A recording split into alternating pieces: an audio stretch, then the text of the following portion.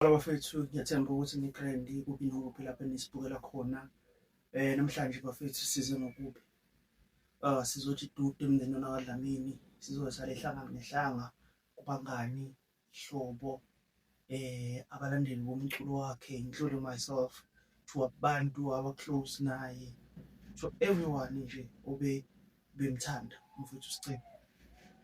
Nankosikazi sisemncane kakhulu, which I believe ukuthi vele benabantwana labo besabancane kakhulu, and siyisizwe I believe ukuthi kuningi okuhle besisakubhekile kuyena, kuningi besisa-expect-ile ukuthi uzosenzela khona, and we also expected i-growth kuyena since bese umculi osesemncane obesazokhula endimeni. So silimele kakhulu. One thing engibhekile kule situation ukuthi kunento enganakekile emculweni kaMaskandi as much as kuwumculo osukuleli ziko kulona. So umculo kaMaskandi, especially uma umculo ovelele, mhlawumbe ngelanga uyawuthola amagigi more than 2 or 3 ngelanga. So leyo nto leyo iyakulimaza kakhulu ngani na kunzima ukusuka from one gig to another gig usidrayivela wena, because you cannot focus emgwaqeni ngoba already usukhathele. Usukhathwa yini na, siyayibona i-effort abasuke umfutho abasuke bewufaka estage, bexhumaxhuma benza yonke lento ukuze bejabulise abantu. So lowo muntu obviously mayephuma estage eseya emgwaqeni usuke esekhathele vele already. So they really need abantu abazobadrayivela. So into eyenza mhlawumbe kube nzima for bona ukuthi begcine bethola udriver ukuthi mhlawumbe basuke bengenayo imali enough ukuthi bebakhokhele. Yingani na bengabi nayo imali enough? Umculo kaMaskandi you cannot compare it with any other genre, because umculo kaMaskandi umculo owukuthi kumele ube nama-dancers uma uzongena estage, ngabe bawu-5, ngabe bawu-4, ngabe bawu-6, depending ukuthi bangakanani abantu abakudanselayo. So that's a part of job creation, you understand?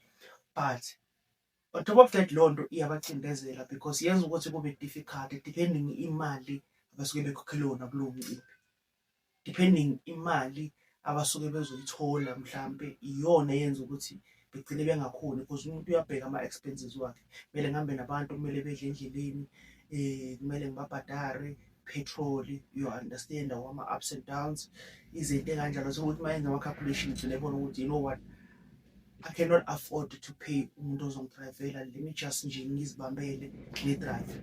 So leyo nto abaculi iyabalimaza kakhulu.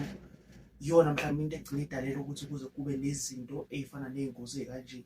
So besicela kubaphathi bemicimbi nabahleli bemicimbi ukuthi bafowethu, besicela ukuthi as much as nibaqasha abaculi bethu esibathandayo, but besicela nje ukuthi okuncane, uyabona, for ukuthi bekhona ukubhadala odrive. And nabaculi ngicela ukubanyusa ukuthi I know ukuthi le mali eniyitholayo ayikho enough, but try-ke ukuthola umuntu oclose naye, umuntu ongakuzwela, or any family member or any person nje oclose kuwena ongamcela ukuthi mfowethu ngikule situation le, bengicela ungisize, kumele ngigcine ngifikile kula magigi engisuke nginawo, you understand?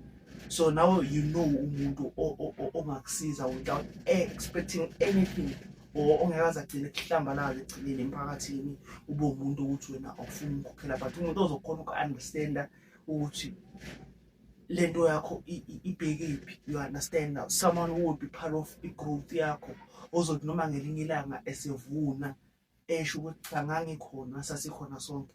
But ungabi umuntu ozothi hayi mina ngangimsebenzela, umbona nje ulapha khona, yimi engangimsiza, but he was not paying me, you understand? Because you understand ukuthi umnotho uyantengantenga esikhathini samanje.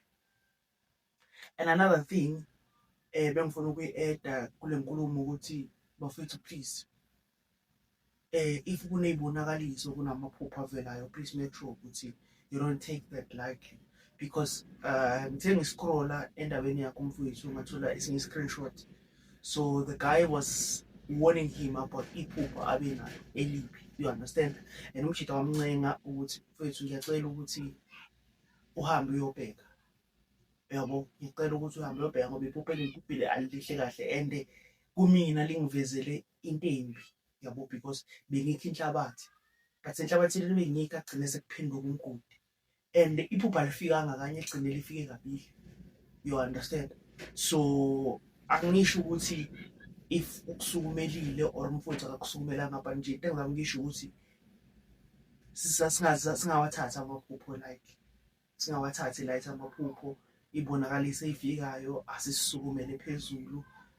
Ngiyazi ukuthi okwenzakalile mhlampe uNkulunkulu obesifanalizile, and into emesidala uNkulunkulu thina singabantu abaphila emhlabeni, we cannot change that.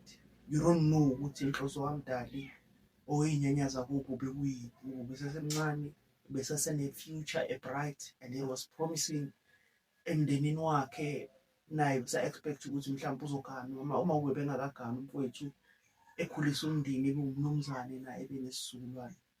So sithi dude emndenini, umfowethu besimthanda kakhulu futhi uyohlezi engxenye yey'nhliziyo zethu. Siyabonga kakhulu, qhubeke nensapoti uMasikandi, bafowethu sibacabangele abafowethu. Uma kwenzeka umfowethu egcine engasaphumelanga kulowo gig asuke ebhukhwe kuyo, please as abalandeli, I think we need to understand, yabo, singagcini sesigxeka because izimo ababhekana nazo asizazi. Ngibonga kakhulu.